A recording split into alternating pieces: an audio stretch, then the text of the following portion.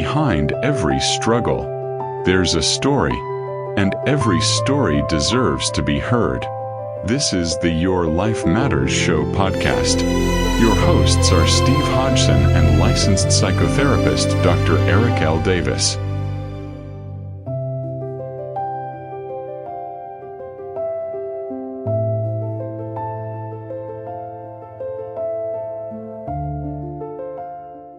Do you sometimes go through life and begin to think maybe something in your life feels off? Not broken, not falling apart, just heavier than it used to be. Stress, anxiety, thoughts that don't quiet down.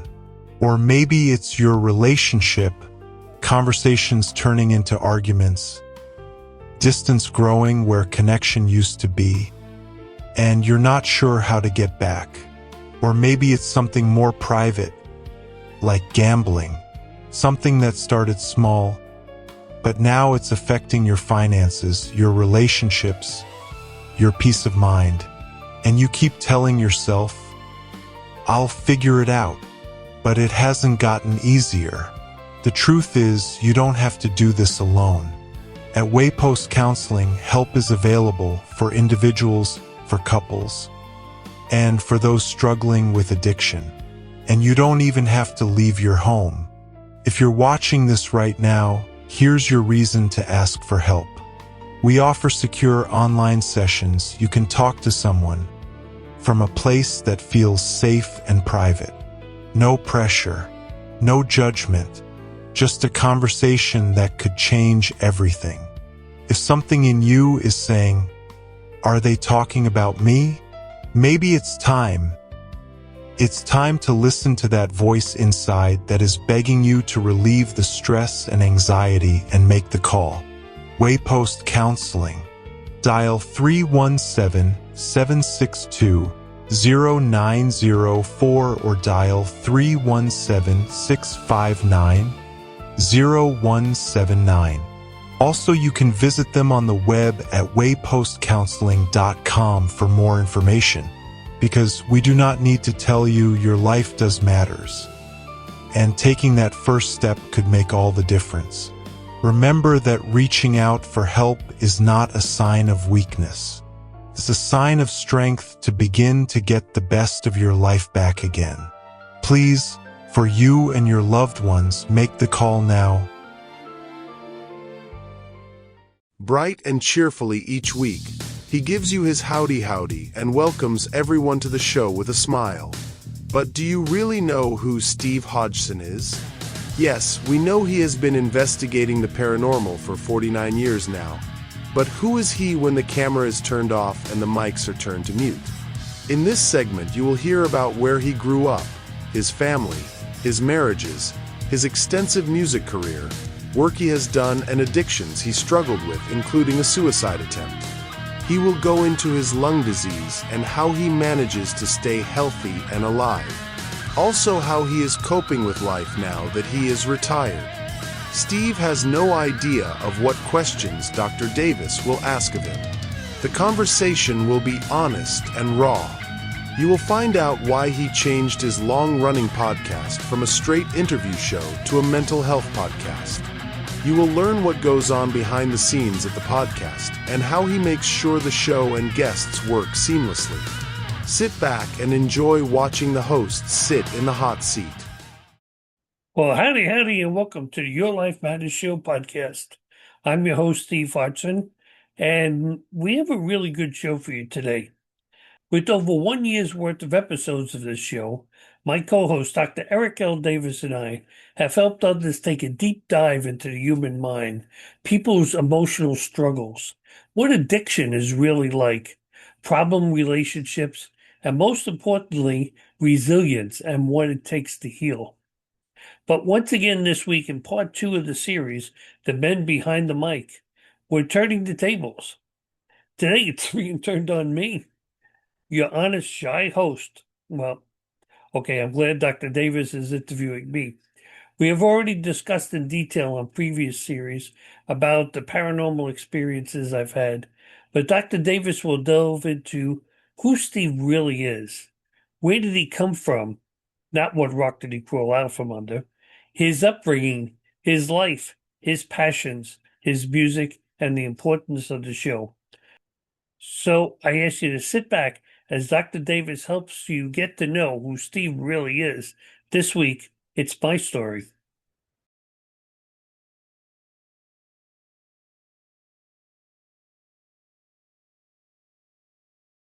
So today we're changing it up a little bit, and I'm going to be interviewing Steve. So we thought it might be an interesting episode to allow our viewers to learn a little bit more about us.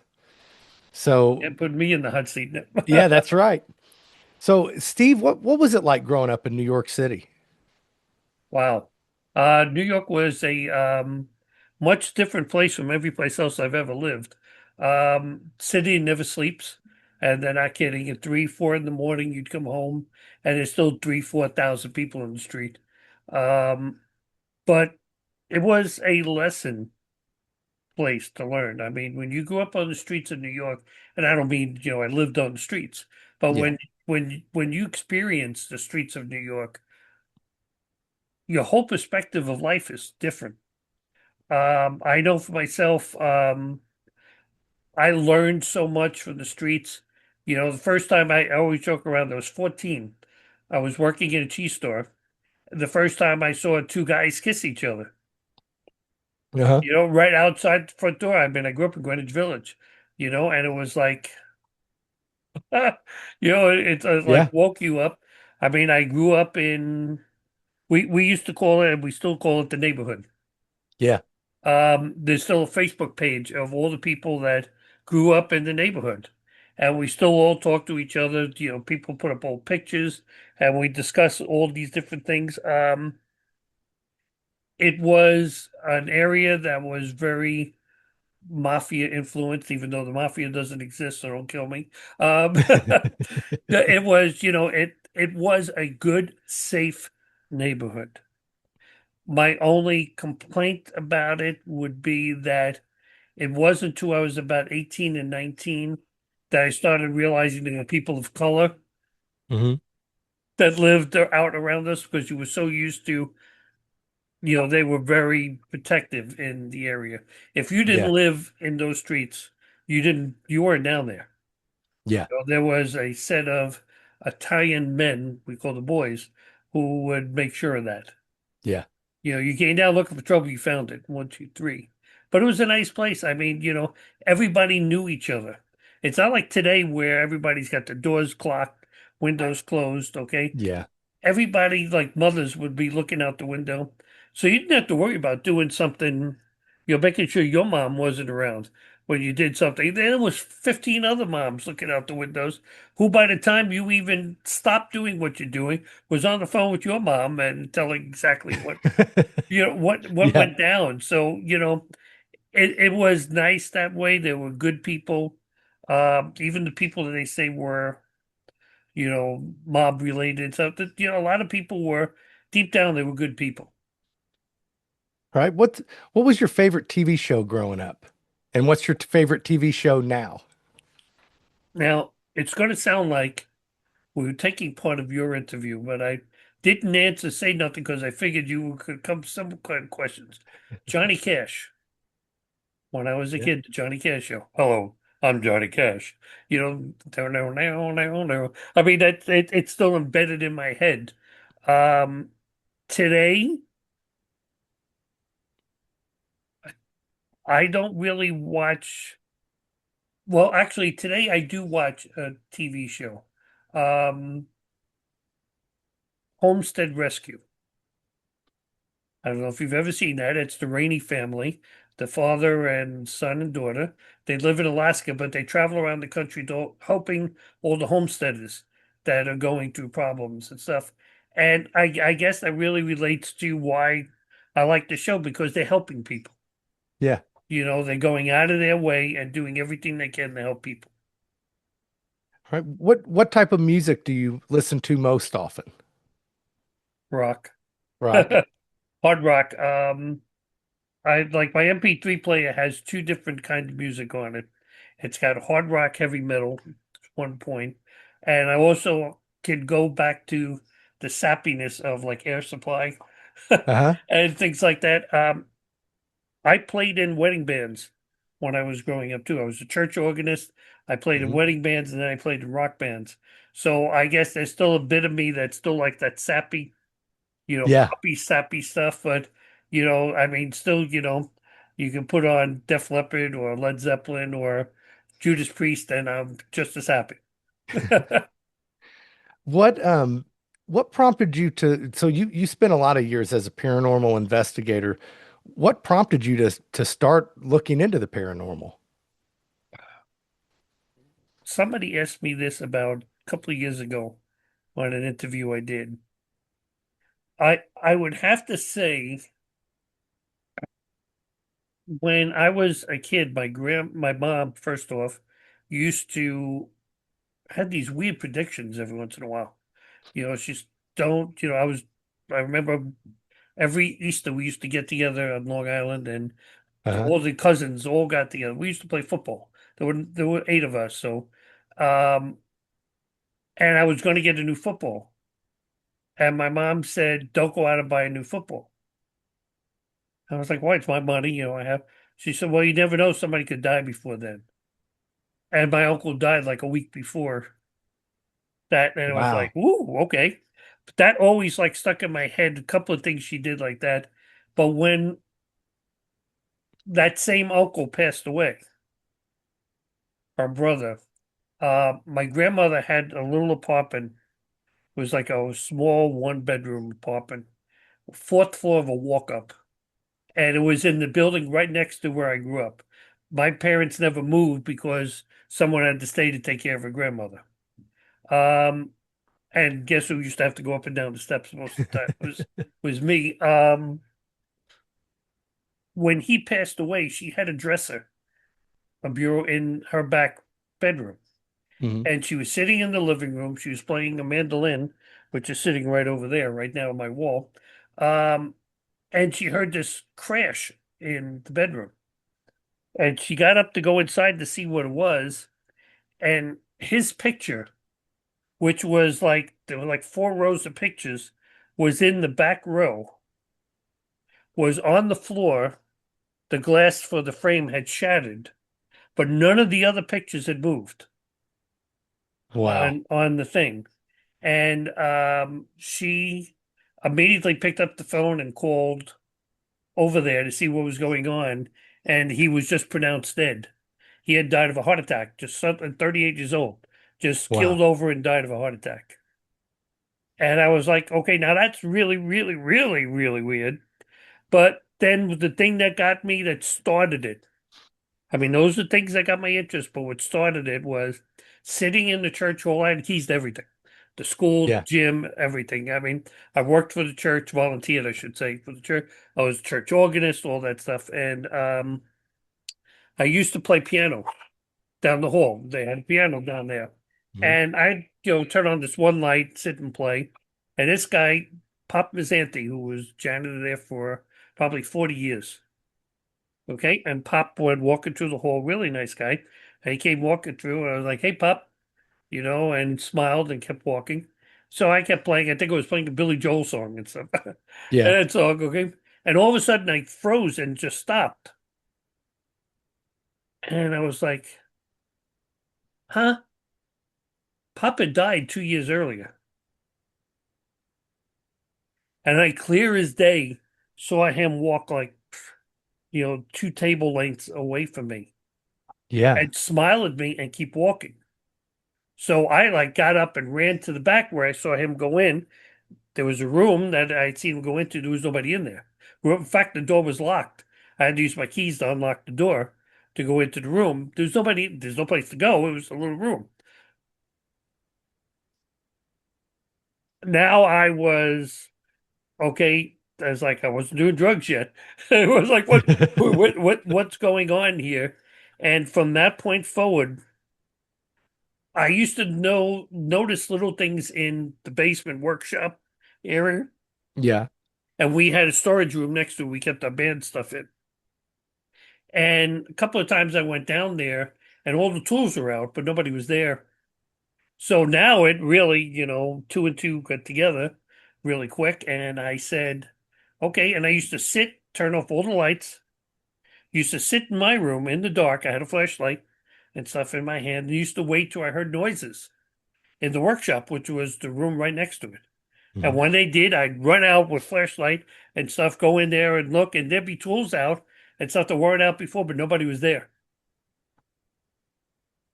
Yeah. So yeah, that got me saying, you know what? There's something more that than what we know right now. And still to this very day, I don't know what I know. I just know that there is something else. Yeah, I've Yeah. heard many theories about, the whole universe around us we don't see. Our reality is what we view reality as, but there's Yeah. things going on all around us. All I know is my dog sits there now when he sits by me, constantly is looking up. And it's like, the hell you see up there, okay? Yeah. But he watches. First, I thought it was like a fly or a bug or something. No, and he doesn't do it in any other room or anything else other than when he's sitting with me. So I'm not really sure who I have hovering above me. Hopefully somebody nice. Well, yeah, I would hope so. Okay, they haven't done anything wrong yet, so Or can you talk a little bit about your oxygen and explain why you're on it so people understand? yeah, and it's not an interesting piece of jewelry. It's not a nose ring. um, my dog leash, and that's what I refer to it as, and that's a pet term for myself. Pardon the pun.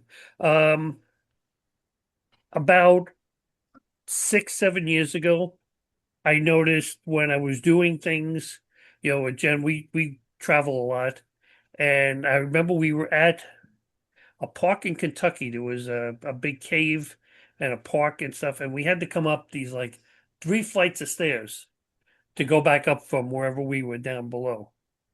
Well, by the time we reached the top, which for me was like 7 minutes later, okay, I actually thought I was going to need paramedics at Yeah. that point because I couldn't catch my breath and I was really winded. And I noticed more and more I was becoming winded very quickly.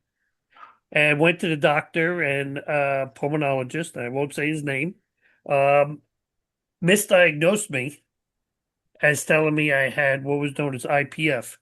It is something pulmonary fibrosis. And basically, they don't know where it came from. Okay, and whatever the first word was, I've tried to back that out of my head. Yeah. But when we looked that up, it said 3 to 5 years left to live. I mean, that's like getting a death sentence. Yeah. And he wasn't, don't worry, you could live a little longer. Yeah, what, 6, 7 years? Hello, okay, I'm only like, not even 60 yet, and you're telling me I'm going to die soon? My grandmother lived to 99. My great grandmother Yeah. was 103 when she died. It was like, nah. Um, but he did treated me for 3 years, put me on meds that literally almost destroyed my liver. Um, I was getting worse and worse. He had put me on oxygen, so I was already on oxygen at that point. One day in Indiana, I went out to throw the trash out, the garbage can outside. It was a little cooler day, and I got down the steps of my porch, walked about 2 steps, and dropped to my knees. I mean, literally, the cold air got into my lungs, dropped me to my knees. Yeah. What the hell was that? Okay. I got up and threw the trash away and said, okay, mental note of that one. Okay. Next day, went out something again just to get something out of my car and dropped to my knees again. Went inside. Now, my wife Jen, have been talking about, we had been visiting her dad, her real dad in Florida, in Sarasota. She goes, we were talking about moving to Florida. And she goes, yeah. I said, well, let's call the realtor. And she said, why? And I explained to her, and it's okay. So coming here, I had to find new doctors now, okay, which really sucked, Hmm. okay. Yeah. And I went to a pulmonologist, Dr. Mayrod. I love this guy. Very stern guy, um, you know, and I went to him for a first visit, and he said, okay, going to set you out for a bunch of these tests. It's like, okay. Interstitial, I think is what the word I was looking for, the eye. Yeah. So I left, and all of a sudden I remember, oh, shit, I'm out of my medicine. So I was going back to go, and he came out of the place. I was like, hey, I was like, I need you to renew my OFEV. And he goes, no. I was like, what? He goes, no. Yeah. Thinking to myself, what do you want me to die? Okay, you know. And he said, let's just wait. He said, for 2 weeks, if you're off of it, it's no big deal. You got these tests next week. So I went for all these different x-rays, blood tests, all the stuff. Um, Came back in to see him, and he said, have you ever looked at any of your labs and results? And I was like, doctor, patient. Yeah. Yeah. It's above my pay grade, okay? And he said, no, you need to look. He said, because you know that IPF is scarring of the lungs. And what happens is the inside of your lungs scar and air can go in and Yeah. out. I was like, yes. He said, well, he lays out in front of me 3 papers, which is the CAT scans for the last 3 years. And he says, read the results at the bottom of each one. I was like, okay. First one, no scarring in the lungs, no sign of IPF. Year later, no scarring on the lungs, no sign of IPF. Third one, no scarring on the lungs. I'm not even sure the person has IPF. Wow. He says, you don't have IPF. I was like, really? He goes, yeah. So you have restrictive lung disease. What the heck is that? Yeah. Okay. And he explained to me, and basically there's a valve that's not working well, and one of my diaphragms aren't working well. Plus, he tells me I've had smaller lungs my whole life. So because that thing controls the breathing stuff, I have to supplement the breathing. But Yeah. the good thing was this didn't have a life sentence of you're going to die after a certain point, Yeah. like the other thing was. So that was probably the biggest relief of my life, knowing that that timer that I was watching spin of what was left of my life no longer was there. And I Yeah. could live to 80, 90, 95 years old. I mean, my dad's 94. My mom lived to 89. I hope to at least make it through the 80s. Yeah. Let's see. Um, how did the Your Life Matters show podcast start and how has it evolved through the years? Well, we gotta go way back into time. And I feel like the troglodytes on there. It originally started as the Your Life Matters show with Jen and Steve. And I was with my wife, and when we lived in Indiana early on, um, we did it as an author show Yeah. where we would interview authors, and it wasn't even video, it was audio. Back in the days, of podcasts were just audio, they weren't video podcasts. And we posted up on our website. We would do 5 a week, 5 shows a week. And you know what it's like trying to read and research 5 books every single week? I mean, I was trying to run 2 businesses at the same time. Yeah. And we didn't do commercials because I hated commercials. I still do to this very day, which is why our way post commercial is at the beginning. Because once Yeah. you get talking to somebody, you don't want to keep breaking it up with a Yeah. commercial. And we did it for a while. I mean, we interviewed some really decent name, like I can remember right at the top of my head, Mary Jo Buttafuoco. Hmm. Okay, from the Buttafuocos. So that was his Yeah. wife, and the one that got shot in the face by, Long Island Lolita and stuff. Interesting stories. They really were. The guy who developed the first telescope that's up on the moon and stuff like that. I mean, all this stuff is really good stuff. Um, it got to the point where I couldn't keep up with the businesses Yeah. and that. We had 78,000 people a day coming to the website listening to the Wow. show. Wow. So I just said we have to stop. So we stopped for a while. But as you know, as a musician, when something's in your blood and you stop, you still want Yeah. to do it. Okay. So I came back. She didn't want to do it anymore.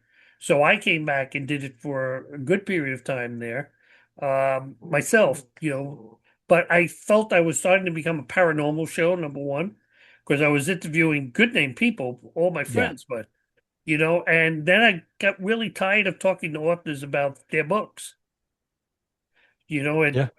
what I was doing, I was a promotional vehicle for them. And, we were offered with Jen and I don't remember which book company it was, but offered big money that they would pay us to interview their authors. And I said no, because then I can't choose who I want on the show. I got to do who they want on the show, Yeah. and didn't want to do that. So, yeah. And then I got really sick at that point. I mean, if you go back and look on our page there, you'll see some of the earlier interviews that's on the videos. Just listen to my voice. My voice was like almost like this when I was talking. The Oh, breathing and stuff got really bad. And that wasn't that my illness was getting bad. It was that medicine he was giving me was killing me. Okay. So after I started to feel better and we moved into Florida here and I felt really, really good. Um, I asked her again if she wanted to do it, and she was studying to be a nurse, and she said no. I said, well, I may go back to it. And then I went that same mind frame, man, I don't want to do a bunch of authors yeah. again and stuff. And I said, I want to do something that makes sense, that's Yeah. important. And I did. And that's when I decided to contact you. And Mhm. we did the Your Life Matters show. And I'm sorry, people, I have my two dogs that are acting wild So, next to me. what let's see, what's a typical day like in the life of Steve? Them. These two animals, okay, they drive me crazy most of the day. Yeah, you. Um, it's actually interesting. Some days are spent researching the show, editing the show, Mhm. um, coming up with the outlines and stuff for what we're going to do. And for people to think, I don't just pick the topics, we discuss the topics Yeah, we do. and then we expand the show from there. And then, you have to edit it, you got to make the clips, you got to upload them to YouTube, you got to keep putting them on social media every day and all that other stuff. Second thing, I call it a chore. Right now, I'm still trying to sell my other house, so I got to mow 2 yards. Okay, push mow 2 yards, and may not sound like a lot, but at 67 with lung condition, that can get to you after a while. But then the rest of it is just I want to enjoy life. Mhm. You know what? You asked me the first question you asked me, what was like growing up in New York? It was the rat race. Yeah. You were on the go constantly. I like doing nothing. My wife gets on my case about it all the time, but I really like I can sit down in bed, sit up in bed, not lay Hmm. down, watch TV for hours. Yeah. Okay. And I don't just watch baseless stuff. I watch stuff on YouTube. I research different topics. And so, especially like you always hear me say with the show, the night before, I'll actually research a topic just to see what's Yeah. out there, Yeah. and make sure when I'm missing something in our outline. Hmm. But that's really my life. Go shopping and take care of these three animals that I got here. I got three dogs and they're a handful. What do you feel like motivates you to keep creating content and doing the podcast? But steal a little bit what you and answered in yours, helping people. Hmm. You know what? The only reason why I'm still doing the show is because I think this platform is helping people. It's now, whereas we talk about books, yeah, yes, a lot of our guests have books, Hmm. but we're not focusing really on the books. We will help promote their book, but we're Right. focusing on their mental health condition. Yeah. And if that gets out and people see themselves in any of that, then it's worthwhile. And if it's worthwhile, then it's worthwhile doing. Yeah. I agree. Let's see. How has your health journey changed your outlook on life? Mhm. Um, I'll give you an example. It's good, but it also sucks. Okay, and I think sucks isn't a bad word. They allow that on YouTube. Now the full letter word I said earlier, you'd probably know, but okay. um, my dad, as we've talked about many times, is in long-term care in the hospital in New York, down Long Island. I can't get really on a plane and travel. I mean, I got a portable oxygen Yeah. machine, okay, but they're not really that good. I'm on 4 units. 4 liters of continuous. Now they've just come out with a 4 liter continuous machine. I think it goes up to 6 liters, so I'll look into that. But they're expensive, Mhm. these machines. You spend thousands of dollars on these machines. I can't travel as much as I used to. I used to love going to the Bahamas. If there was one place in the world that I thought I'd really want to die, and I was in Freeport in the Bahamas.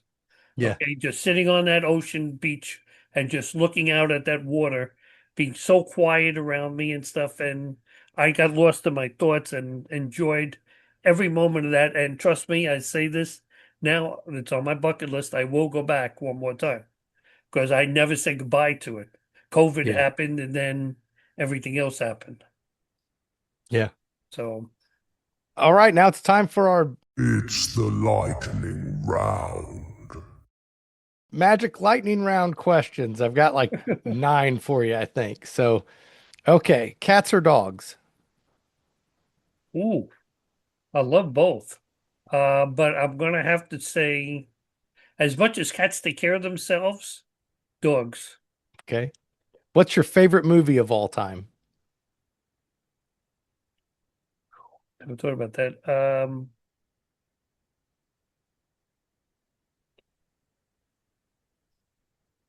I'd have to say I'm trying to think of the name of the series, not Paranormal Entity, Paranormal Activity. Okay. That very first one was really good. Yeah. All right. New York City pizza or homemade food? Oh, New York City pizza. I'm sorry. You know what? It's for people, and because now it's the water that's Yeah. used to make the dough and everything else. There's something about New York City water that adds to that taste of the pizza. Huh. Okay. There's actually a company that it's a little sidetrack, but there used to be a show where they used to show inventions Yeah. and stuff, and there was a company Oh, that how it's actually, made? yeah, right. Well, no, not how it's made. It was where they highlighted some entrepreneurs and machines there, and one of Yeah. them made a machine that almost duplicated New York water that they sold to pizza places around the country. So that when they were making the dough and everything, they used that water That's and stuff. wild. And yeah, but if the people that use it, I can tell you it works. Yeah. That's wild. Okay. So you asked me this morning person or sorry, morning person or night owl? You know, it's funny. As I got older, I became a morning person. I was always a night owl. Uh, Yeah. Not anymore. I by 8 o'clock. I mean, if I'm out, it's one thing, but if I'm not, it's like, yeah, really, it's. What is your favorite holiday?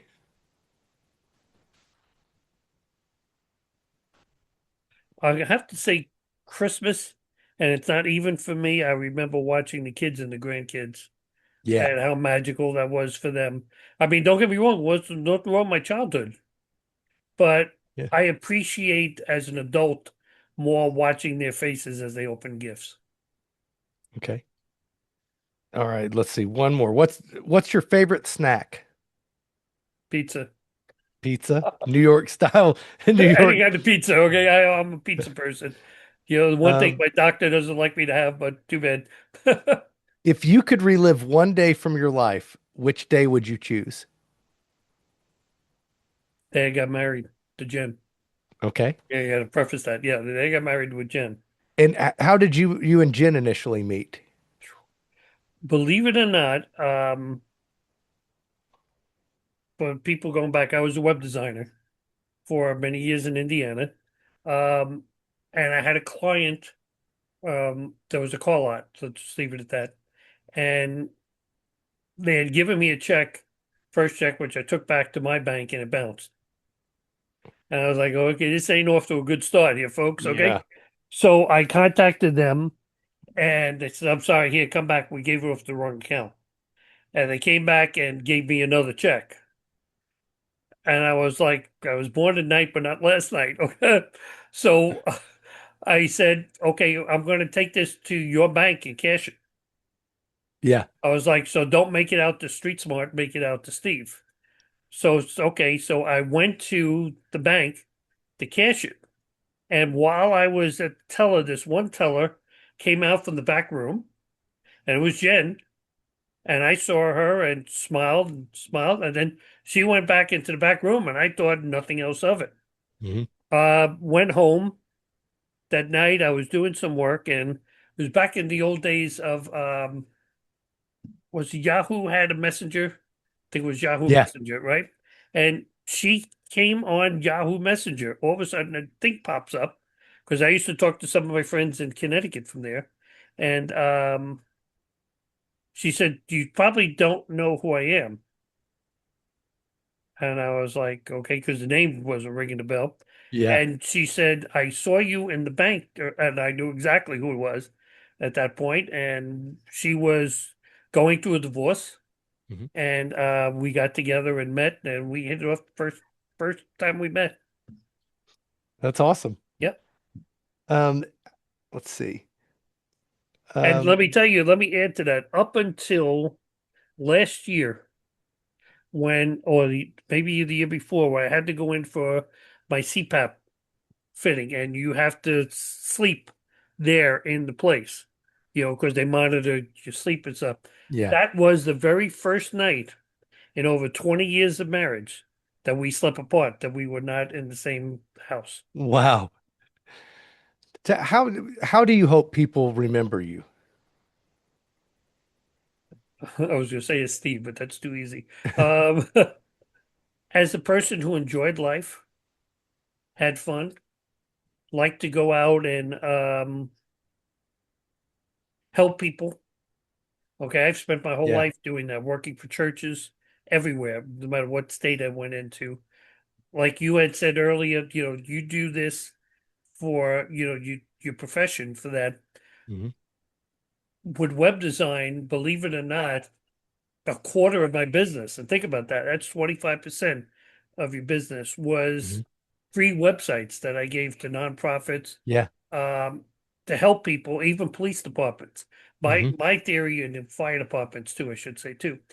Why spend money, $1,000, $1,500 on a website when you could take that $1,500, let's say for your police, put that towards another vest, a bulletproof Yeah. vest for them, Uh-huh. or even for the fire department, maybe another oxygen tank or Yeah. another piece of equipment that's going to help them.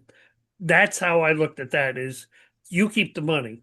I'll give you Yeah. this and I'll help you there. And I've spent my whole life, I ran kids plays when I was younger. I called bingo. And probably why I smoked after so many years, because back in those days, you sat up on the stage and you could literally see about this thick the smoke across the ceiling. Okay, from all these old ladies that were sitting there smoking and stuff. My grandmother used to go and play bingo all the time, and Yeah. I started selling coffee and cake, walking around tables, and Yeah. got to the point where I ran the kitchen, and then also I was, you know, I was that. And in church, I was an altar boy, choir boy, commentator, an usher, because I was in the Roman Catholic Church. All those Hmm. things growing up. Okay, let's see. This is the last one. What's one thing you wish people understood better about you?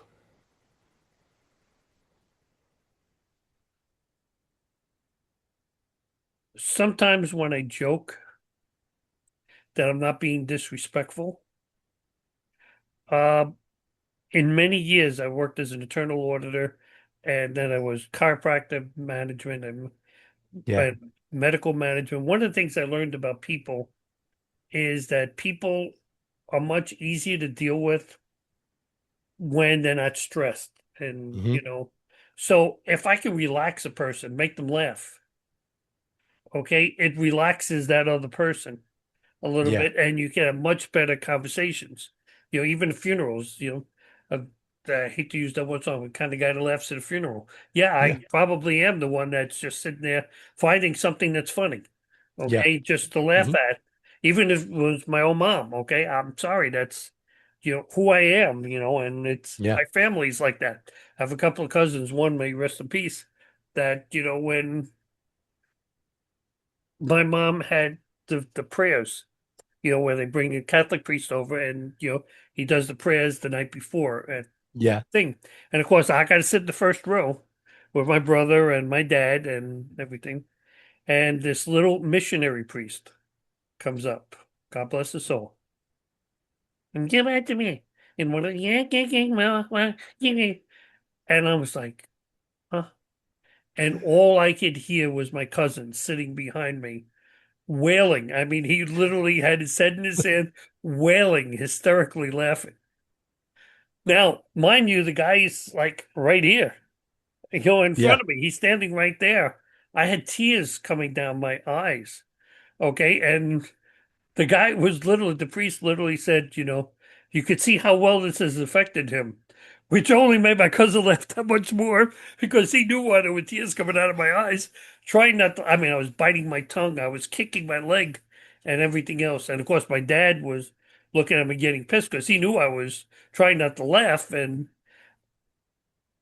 it's no disrespect to anybody. And even like our guests, you see, I do it with our guests, and the whole year we've been here, where I make them feel light and we'll joke about something. Yeah. Okay. And trust me, folks, you have no idea. 90% of the jokes don't come out of my mouth. Okay. Yeah. If you could see my eyes and you suddenly see my eyes light, it's because I think it's something to say, nah, just not appropriate right now. Just let it go. Okay. Um, yeah, I just have fun with life a little bit because you know what? Life is too short. Yeah. I trust me, when you're staring death in the eye, you're staring a clock counting down, okay, and you're starting to envision the worst. I mean, from the moment he told me that, I expected every day to get worse, Hmm. health wise. It's like, and then you like, well, is today going to be the day or tomorrow going to be the day? And that's not a way to live life. Yeah. And even now, okay, I'm 67. Okay, I'm going to be 68 in October. Okay, you know what? I mean, I'm not in the best of health, obviously, we're in Canada, but I feel good. I'm healthy. Lost 40 something pounds, and Yeah. I got a lot of life left inside of me. I stopped thinking about death. Yeah. Okay, enjoy every day. I mean, you asked me what I do during the day. I love sitting with my dogs.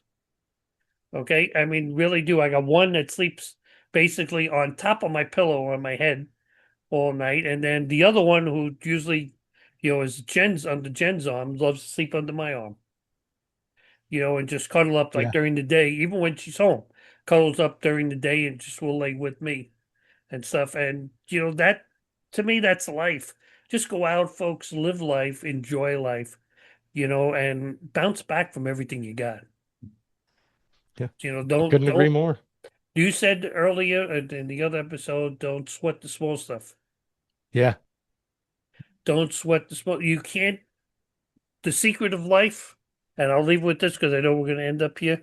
The secret of life, I learned a long time ago, for me at least. I could tell you 100 times, watch your arm, you by the counter, because you're going to knock that glass of milk over. Okay? Yeah. Eric, watch your arm. Okay? Because, I'm Italian, I talk with my hands. Okay? You watch your arm. And then one at a time, poof, you knock it over. Yeah. Okay? So I could do one of two things. Number one, me, you friggin' idiot. I told you, watch your arm. What am I Right. talking to myself? Blah, blah, blah. Okay, we've all been there and all done that. The secret in life is to realize that, okay, it happened. Hmm. There ain't crap you can Yeah. do about changing what just happened. Right. It happened. Okay, so you know what? Don't cry over spilt milk. Okay, that's why I use that example. Okay, Yeah. just pick it up. Pick the glass up, pick the milk up, mop it up, and just go on. And I've done that with, when I've partied when I was young, okay, and all that Yeah. stuff, and even a suicide attempt, which I've talked about once. Okay, do I dwell on any of it? No. That was yesterday. I can't change what I did yesterday. Well, what could I have done? No. Okay, it's what I do today that makes me never go back into that head frame again. Yeah. That I want to do, as an alcoholic, that makes me want to go and have that drink Yeah. and sit and get drunk, or make me do that line of cocaine, and so I Yeah. just have no need for it. And that's all I can control. So live for today. Yeah. Don't forget about tomorrow. Learn from yesterday, but do it tomorrow. live a better life. Yeah. Well, once again, folks, thank you very much for watching the show this evening. Please remember to hit the like button. Even please hit the subscribe button. You can visit our website at yourlifemattersshowpodcast.com for more information on our show, more information about our hosts, and if maybe you want to be a guest on our show, we'd love to have you. There's a form you can fill out and then require to be a guest. So thank you once again for joining us. We hope to see you again next week. God bless you, and we hope to see you then. Thank you for joining us for this episode of the Your Life Matters Show podcast. If today's conversation resonated with you, please like, subscribe, and share the episode so more people can be part of these important conversations around mental health. And remember, your life matters. We hope to see you again next week.